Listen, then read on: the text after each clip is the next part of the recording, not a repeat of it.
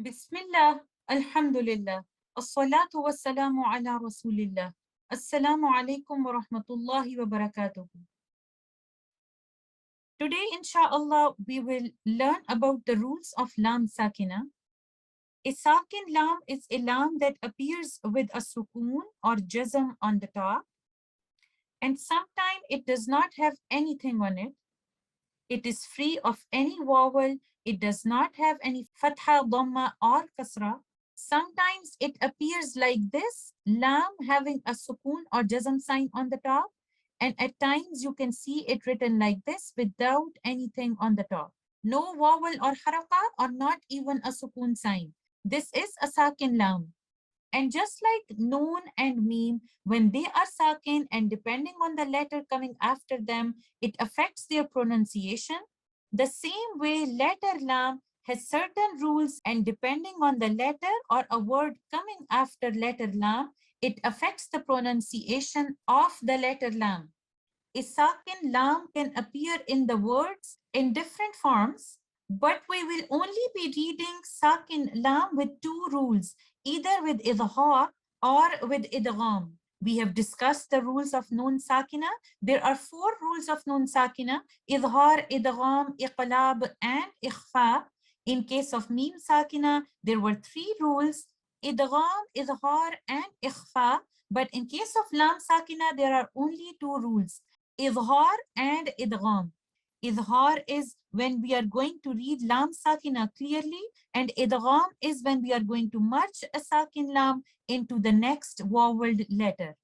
We have five rules of sakin lam in the Quran. The first one is when lam sakina appears in Laam At-Tareef. The second one is when lam sakina appears in a noun.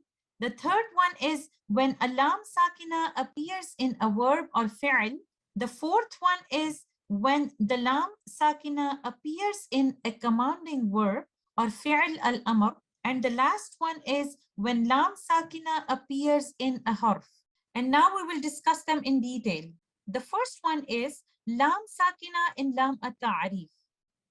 Laam At-Tareef is a Sakin Lam at the beginning of a noun and it is always preceded by Hamzatul Wasl. This Lam is not part of the root word, but it is an added or extra Lam to the noun to make that noun a specific or proper noun.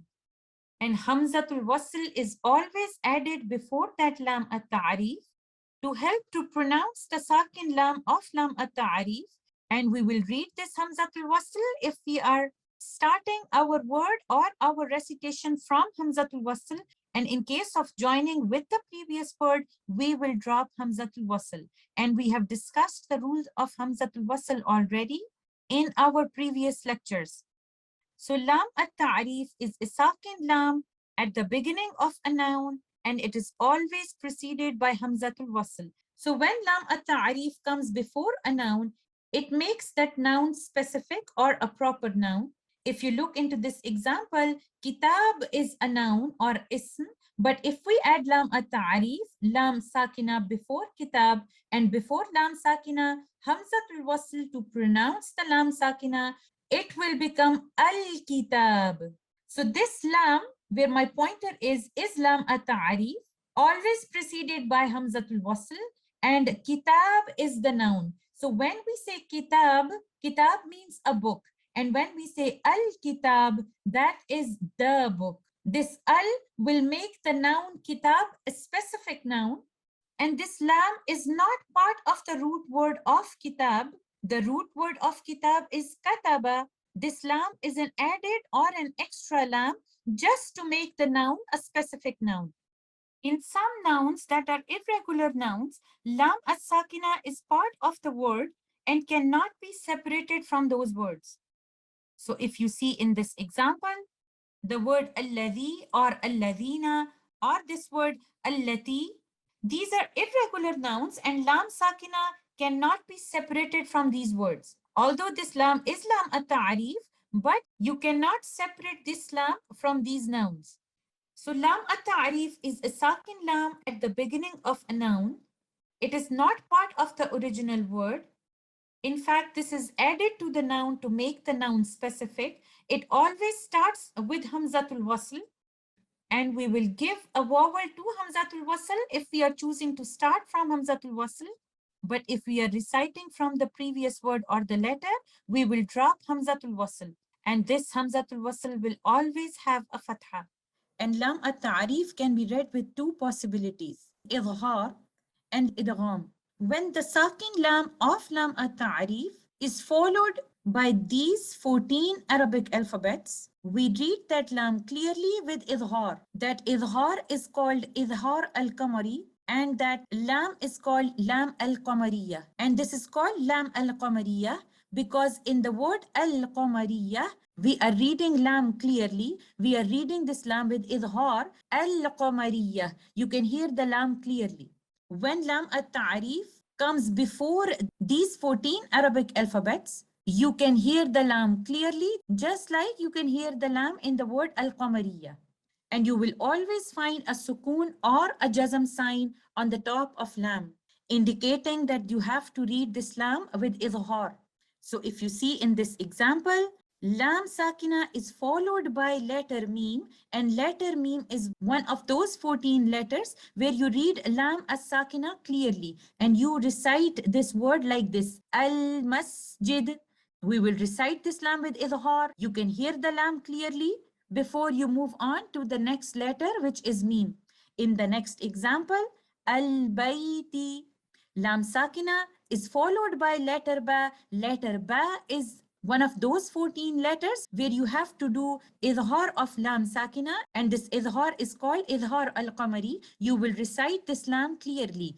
Al-Bayti. In the next example, Lam Sakina is followed by Hamza. You recite this word like this. Al-Ardi. Al-Ardi. And there are some more examples. Lam As-Sakina is followed by letter Ha. Lam As-Sakina followed by letter Ain. Lam As-Sakina followed by letter Fa.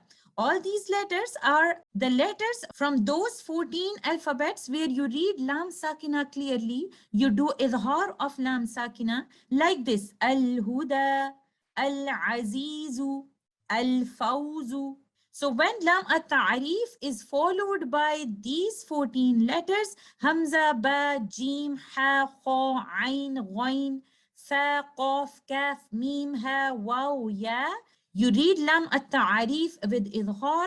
This Idhar is called Idhar al-Qamari, and this Lam is called Lam al-Qamariyah.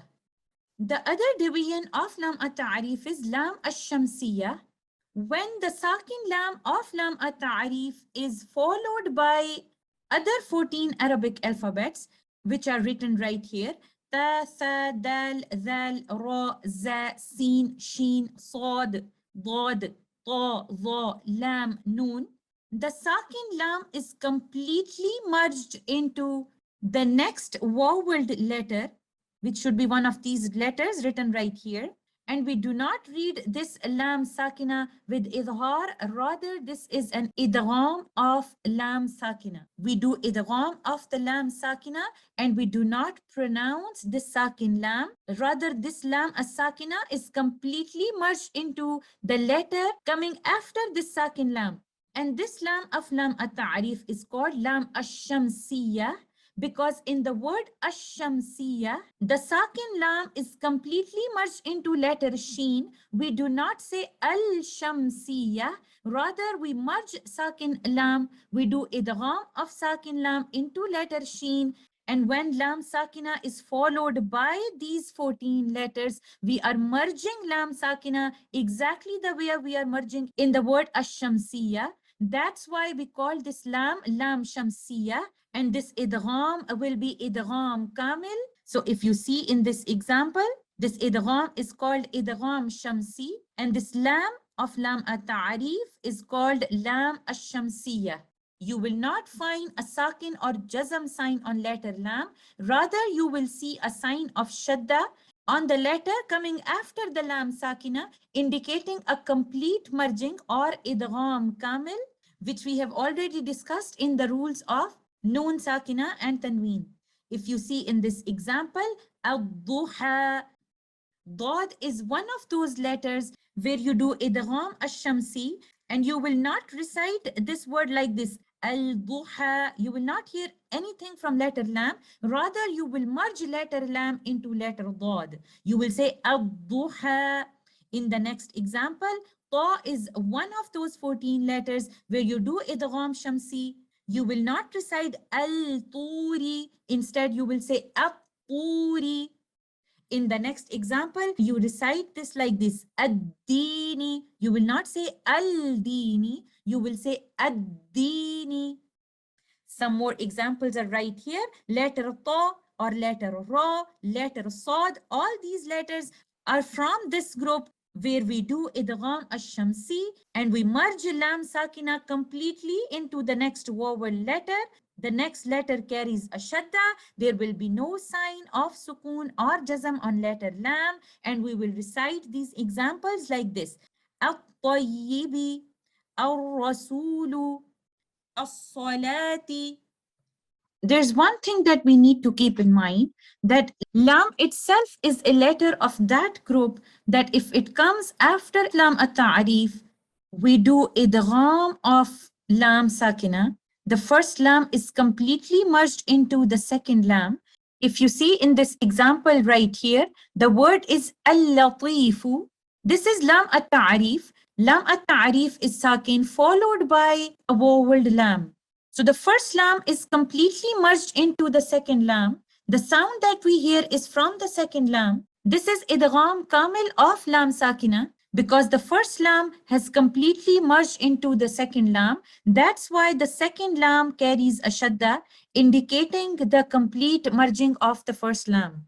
Another example is wal-layli. Here again we have two lams. The first one is Saakin and the second one is a voweled lam. If you try to open this word, you can write it like this, al-layli. The first lam is Saakin and the second lam has a fatha. In the name of Suratul Layl, you will find al-layl written like this, but in the first verse of Suratul Layl, you will find wal-layli written like this. Lam carries a shadda. So basically in this word, the Saakin lam is followed by a voweled lam, and the first lam has completely merged into the second lam, and this is idgham ash-shamsi happening here. And when idgham of lam ash-shamsiya happening with a voweled lam, we can find the words written in both ways. Sometimes the lam at-ta'rif is written separately and you can see it clearly like this in the word al-latif, and sometimes you will only see one lam with a shadda like this in wal-layli.